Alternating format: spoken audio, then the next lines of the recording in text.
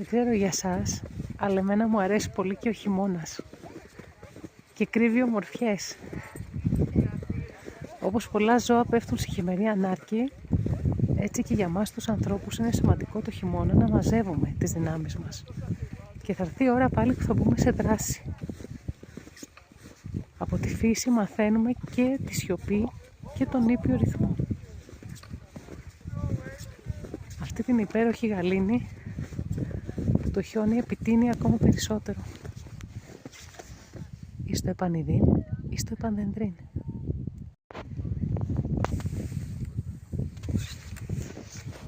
Δεν ξέρω για σας, αλλά εμένα μου αρέσει πολύ και ο χειμώνας και κρύβει ομορφιές.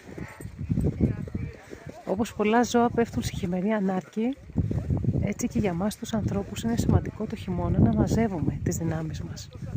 Και θα έρθει η ώρα πάλι που θα μπούμε σε δράση. Από τη φύση μαθαίνουμε και τη σιωπή και τον ήπιο ρυθμό. Αυτή την υπέροχη γαλήνη που το χιόνι επιτείνει ακόμα περισσότερο. Εις το επανειδήν, εις το επανδεντρίν.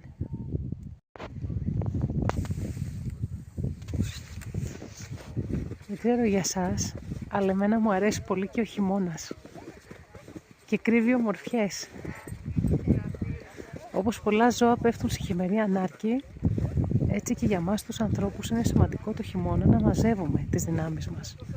Και θα έρθει η ώρα πάλι που θα μπούμε σε δράση. Από τη φύση μαθαίνουμε και τη σιωπή και τον ήπιο ρυθμό. Αυτή την υπέροχη γαλήνη που το χιόνι επιτείνει ακόμα περισσότερο. Εις το επανειδήν, εις το επανδεντρίν.